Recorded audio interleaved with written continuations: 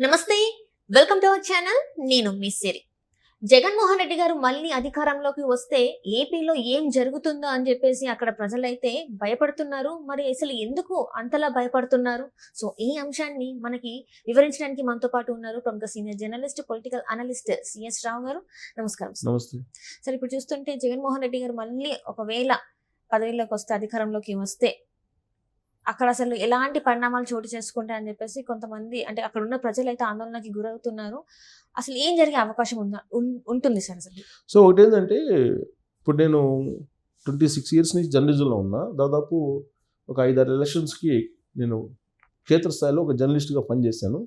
కానీ అప్పుడు జరిగినటువంటి ఎలక్షన్స్కి, ఇప్పుడు జరుగుతున్నటువంటి ఎలక్షన్స్కి పబ్లిక్ మూడ్ని ఒకసారి గమనిస్తే కనుక గతంలో ఎప్పుడు లేనటువంటి ఒక సింటమ్ పబ్లిక్లో కనిపిస్తుంది. ఏంటంటే అది మళ్ళీ జగన్కు ఓటేస్తే, మళ్ళీ అధికారంలోకి జగన్ వస్తే అమ్మో అనేటువంటి ఒక రకమైనటువంటి ప్యానిక్ సిచ్యువేషన్ ఆంధ్రప్రదేశ్ ప్రజల్లో నేను గమనించాను. అందరిలో కాదు, నాకు తారసపడినటువంటి కొందరిలో. నేను అడిగా, ఎందుకు భయపడుతున్నారు అని నేను క్వశ్చన్ చేయడం జరిగింది వాళ్ళని. మనం క్వశ్చన్ చేస్తే, నేను ఈ మధ్య ట్రావెల్ చేస్తున్నప్పుడు నాకు పాసెంజర్స్, మామూలుగా ట్రైన్లో పోయేటువంటి పాసెంజర్స్ నాతో షేర్ చేసుకున్నటువంటి అంశాలు నేను చెప్తాను. ఎందుకని ఇలానే అడిగా, నువ్వు అడిగినట్టే నేను కూడా వాళ్ళని అడిగా, ఎందుకు అంత ప్యానిక్ సిచ్యువేషన్ చేస్తున్నా, ఎందుకు, ఏం చేశాడు జగన్మోహన్ రెడ్డి అంటే, మీకేం తెలుసు సార్ మా బాధలు, మీరు ఎక్కడ ఉంటారని అడిగారు నన్ను. నేను హైదరాబాద్లో ఉంటానంటే, మీరు అందుకే సార్ తెలియదు, ఆంధ్రప్రదేశ్లో ఏం జరుగుతుంది అనేది మీకు పూర్తి స్థాయిలో తెలియట్లేదు, ఆంధ్రప్రదేశ్లో మేము పడే బాధలు మాకు తెలుసు అని చెప్పేసి అని అంటూ మొత్తం ట్యాక్సులు పెంచాడు. ఓకే, మొత్తం ధరలన్నీ పెరిగిపోయాయి. మాకు జీతాలు 1వ తారీఖు రావట్లేదు, పెన్షన్లు రావట్లేదు. ఒక సామాజిక పెన్షన్లు, అమ్మఒడి, ఈ నవరత్నాలు తప్ప ఇంక ఏమీ లేదు సార్ ఆంధ్రప్రదేశ్లో. ఎవరైనా ఏదైనా ప్రశ్నిస్తే అర్ధరాత్రి పూట ఇళ్ళకు వచ్చేస్తున్నారు పోలీసులు, అర్ధరాత్రి పూట ఇళ్ళకు వచ్చేసి తీసుకెళ్ళిపోతున్నారు. ఎందుకన్నట్టు కూడా సమాధానం చెప్పట్లేదు. అసలు ఇంట్లో నలుగురు కలిసి మాట్లాడటం కూడా అవకాశం లేకుండా అయింది. మనం ఏం మాట్లాడుకున్నాం కూడా వాలంటీర్లకి తెలిసిపోతుంది. వాలంటీర్లు చెప్పడంతో పోలీసులు వచ్చి తీసుకెళ్ళిపోతున్నారు. ఫేస్బుక్లో లేదంటే ట్విట్టర్లో కానీ లేదంటే ఇన్స్టాగ్రామ్లో కానీ ఏదన్నా అభిప్రాయం పెట్టడానికి కూడా స్వేచ్ఛ లేకుండా అయిపోయింది. ఇలాంటి పరిస్థితుల్లో మేము ఉన్నాం సార్ అని చెప్పి వాళ్ళు చెప్పడం జరిగింది. సో చెప్తే అవి కొన్ని సంఘటనలు నిజమే కదా వాళ్ళు చెప్పినాయి అని నేను కూడా అనుకున్నాను. అదే ఉంది, అది మామూలు వాళ్ళకి ఏం సంబంధం, అది బహుశా నేను అనుకుంటాం పార్టీలకు సంబంధించి వాళ్ళు పరస్పరం ఆరోపించుకుంటాం, వాళ్ళు ఏదన్నా తీసుకెళ్తారు కానీ మీకేం సంబంధం నార్మల్ పీపుల్ కానీ అంటే, లేదు సార్ నార్మల్ వాళ్ళు కూడా ఇబ్బంది పెడుతున్నారు అని చెప్పారు వాళ్ళు. చెప్తే నార్మల్ వాళ్ళకి ఏం ప్రాబ్లం ఉండే అంటే, ఏముంది సార్ మళ్ళీ జగన్మోహన్ రెడ్డి వస్తే ఇప్పుడు ఆల్రెడీ రీసర్వే చేస్తున్నాడు రాష్ట్రంలో. రీసర్వే చేసినప్పుడు ఆయన హద్దులు వేస్తున్నారు. రీసర్వే చేయాల్సిన అవసరం ఏంటి సార్? ఇప్పుడు ఎవరి భూములు వాళ్ళ దగ్గర ఉన్నాయి, ఎవరి ఆస్తులు వాళ్ళ దగ్గర ఉన్నాయి. ఏదన్నా వివాదం వచ్చినప్పుడు అప్పుడు ఎలాగో కోర్టులకు వెళ్తున్నాం కదా, అసలు వివాదమే లేనప్పుడు మళ్ళీ రీసర్వే ఉంది సార్. రీసర్వే పెట్టినందువల్ల మళ్ళీ గ్రామాలన్నింటిలో కూడా వివాదం అయిపోయింది. ఈ వివాదాలను మళ్ళీ పరిష్కరించుకోవడానికి మళ్ళీ రెవెన్యూ ఆఫీసుల చుట్టూ తిరగాల్సి వస్తుంది. ఆ రెవెన్యూ ఆఫీసుల చుట్టూ తిరిగితేనేమో వాళ్ళు డబ్బులు అడుగుతున్నారు. ఎంత కరప్షన్ పెరిగిపోయింది సార్ అనేది వాళ్ళు చెప్తున్నారు. డైరెక్ట్గా డబ్బులు వేస్తున్నాడు, కరప్షన్ లేదు కదా అంటే, కరప్షన్ ఎందుకు లేదు సార్? అసలు దీనివల్ల మొత్తం కరప్షన్. ఇంతకుముందు ఎంఆర్ఓ ఆఫీసులకు వెళ్తే డబ్బులు అడిగేవాళ్ళు కదా, ఎవరైనా తెలిసిన మనుషులు ఉంటే చేయించుకునేవాళ్ళు. ఇవాళ వాళ్ళు పాస్బుక్ అడిగినా లేదంటే ఈ రీసర్వేకి సంబంధించిన వివరాలు అడిగినా కానీ ముందు డబ్బులు ఇవ్వమంటున్నారు. అది కూడా 10,000 తక్కువ కాకుండా ఎకరాకి ఎన్ని ఎకరాలు అయితే అన్ని ఎకరాలు ఇవ్వమంటున్నారు. అసలు కరప్షన్ హై స్థాయిలో ఉంది సార్ అని చెప్పి వాళ్ళు చెప్పడం జరిగింది. సరే అయిపోయిన తర్వాత అసలు రాబోయేటువంటి రోజుల్లో ఏం చేస్తాడో తెలియట్లేదు సార్ మాకు. ఇప్పుడు ఆస్తులు రీసర్వే చేశాడు, రీసర్వే చేస్తున్నాడు, రీసర్వే చేసి బౌండరీస్ ఆయనే వేసేస్తున్నాడు మాకు సంబంధం లేకుండా. కానీ అట్లీస్ట్ నిబంధనల ప్రకారం ఏంటంటే, సర్వే చేసేటప్పుడు ఆ పక్క వాళ్ళందరినీ పిలవాలి, పిలిచిన తర్వాత సర్వే చేయాలి. వాళ్ళే సర్వే చేసుకుని రీసర్వే చేసుకుని వాళ్ళే రాళ్ళు వేసిపోతున్నారు. ఆ రాళ్ల మీదనేమో జగన్మోహన్ రెడ్డి బొమ్మలు వేస్తున్నారు. ఒరిజినల్ డాక్యుమెంట్లు ఇవ్వమని చెప్పి కొన్ని జిల్లాలు ఆల్రెడీ ఒరిజినల్ డాక్యుమెంట్లు కూడా తీసుకున్నారంట.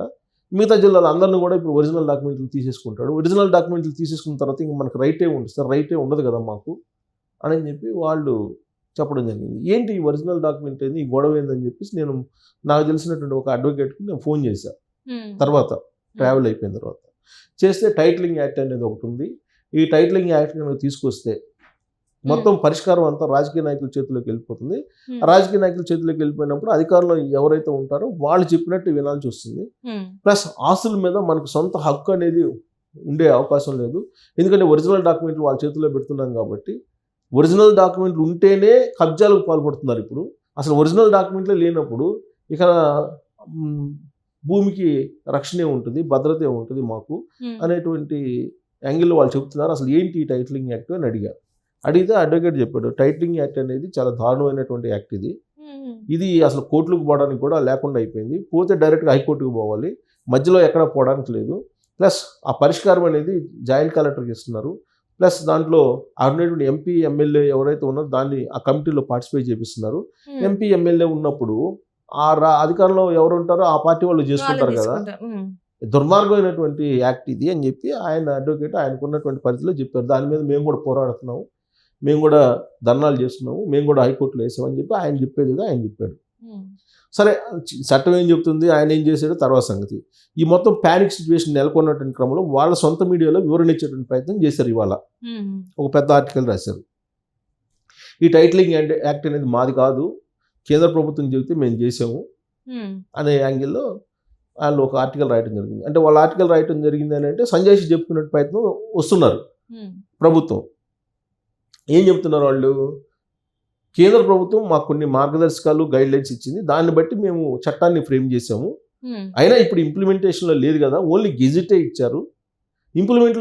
ఇంప్లిమెంటేషన్లో లేనటువంటి చట్టాన్ని ఉన్నట్టు చూపించి ప్రజల్ని ఒక ప్యానిక్ సిచ్యువేషన్లోకి భయకంపితం చేస్తున్నారు విపక్షాలు అనేటువంటి కొన్ని ఒక అభిప్రాయాలు వ్యక్తం చేస్తూ న్యూస్ రాశారు వాళ్ళు. గెజిట్ అయితే రిలీజ్ చేశారని చెప్తున్నారు. దాంట్లో ఆ ఆర్టికల్లో గెజిట్లో ఉంది, గెజిట్ రిలీజ్ చేశారు అంతే కదా. గెజిట్ రిలీజ్ చేసిన తర్వాత చట్ట రూపంలోకి దాల్చాలి కదా, చట్టం అమల్లోకి రావాలి కదా. అమల్లోకి రాకుండానే అమల్లోకి వచ్చినట్టు భయకంపితులు చేస్తున్నారు ప్రజలందరినీ, మొత్తం భూములు లాక్కుంటున్నట్టు జగన్మోహన్ రెడ్డి అనేది ఆర్టికల్లో ఉండేటువంటి సారాంశం. వన్స్ గెజిట్ రిలీజ్ అయిన తర్వాత చట్టం ఆగుతుందా? ఆగదు. వన్స్ గెజిట్ రిలీజ్ అయితే, ప్రభుత్వం గెజిట్ రిలీజ్ చేస్తే చట్టం అనేది ఆగదు, ఆ చట్టాన్ని ఇంప్లిమెంట్ చేస్తారు. ఇప్పుడు ఎన్నికలు కాబట్టి ఆగారు. ఎన్నికలు అయిపోయిన తర్వాత ఇమీడియట్గా చేసే పని ఏంది జగన్మోహన్ రెడ్డి అంటే, ఈ టైటిలింగ్ యాక్ట్ని తీసుకొచ్చి ఒరిజినల్ డాక్యుమెంట్లు అన్నీ తీసేసుకుంటాడు. తీసేసుకొని గ్రామ వార్డు సచివాలయానికి సంబంధించినటువంటి కార్యదర్శులకి ఈ రిజిస్ట్రేషన్ ప్రక్రియ అప్పచెప్తే అక్కడ గ్రామాల్లో కొట్టుకొని చేస్తారు. వివాదాలు పెరిగిపోతాయి, లా అండ్ ఆర్డర్ సిచ్యువేషన్ వస్తుంది, ఇలాంటివన్నీ క్రియేట్ అవుతాయి. ప్లస్ ఒరిజినల్ డాక్యుమెంట్స్ గవర్నమెంట్ తీసుకున్న తర్వాత అర్హత ఏముంటుంది, ఈ ఒరిజినల్ డాక్యుమెంట్స్ తీసుకున్న తర్వాత ఈ ఆస్తులన్నింటిని తీసుకెళ్ళి మళ్ళీ తాకట్టు పెట్టి అప్పులు తీసుకొస్తాడేమో జగన్మోహన్ రెడ్డి. అప్పుడు మొత్తం రాష్ట్రాన్ని హోల్సేల్గా పెట్టేస్తాడేమో, సచివాలయాన్ని పెట్టాడు కదా, ఇవి పెట్టడానికి ఏముంది అని చెప్పి వాళ్ళలో ఉండేటువంటి భయం అది. ప్లస్ దీనికి తగ్గట్టు ఏంటి, వ్యవసాయ మోటార్లకు ఆల్రెడీ శ్రీకాకుళం జిల్లాలో మీటర్లు పెట్టారు. రాష్ట్ర వ్యాప్తంగా కూడా వ్యవసాయ మోటార్లకు నేను మీటర్లు పెడతాను అంటున్నాడు ఆయన. సో ఈ మీటర్లు పెట్టిన తర్వాత ఛార్జ్ చేయకుండా ఉంటాడా? డెఫినెట్గా ఛార్జ్ చేస్తాడు. ఛార్జీలే నేను పెంచనని చెప్పి 2019లో ప్రామిస్ చేసినటువంటి జగన్మోహన్ రెడ్డి 10 సార్లు విద్యుత్ ఛార్జీలు పెంచాడు కదా. మరి వ్యవసాయ మోటార్లకి మీటర్లు ఇచ్చిన తర్వాత నువ్వు ఖచ్చితంగా ఎంతో కొంత వసూలు చేయకుండా ఉంటావని నమ్మకం ఏంటి? నీ మాట మీద నమ్మకం ఏంటి? 2019లో చెప్పినటువంటి వాటిలో అనేకమైనటువంటి మాటలు తప్పేవు కదా, నువ్వు మాటలు తప్పని ఏముంది? సో ఇలాంటి భయాలు ఆంధ్రప్రదేశ్ ప్రజల్ని వెంటాడుతూ ఉన్నాయి. జగన్మోహన్ రెడ్డి మళ్ళీ వస్తే ఏమవుతుందో అనేటువంటి ఒక ఆందోళన వాళ్ళలో కనిపిస్తూ ఉంది. సో ఆ యాక్ట్ కనుక వస్తే మొత్తం టోటల్గా డాక్యుమెంట్లు ఇచ్చేస్తే మొత్తం తీసుకెళ్ళి ఆయన అప్పులకి పెట్టేస్తాడు హోల్సేల్గా అనేటువంటి ఒక భయం అయితే అక్కడ ప్రజల్లో చర్చల్లో ఉంది. దానికి తగ్గట్టు ఇప్పుడు వాళ్ళ మీడియాలో రాసినటువంటి దాని ప్రకారం గెజిట్ ఇచ్చారు, చట్టం అయితే అమలు అవుతుంది. ఇవాళ కాబట్టి రేపు చట్టం అయితే వస్తుంది కదా, చట్టం అయితే చేసామని చెప్పి ఆర్టికల్లో ఒప్పుకున్నారు కాబట్టి జగన్మోహన్ రెడ్డి ఒప్పుకున్నట్టే మనం భావించాలి. Right sir, right. Thank you so much sir.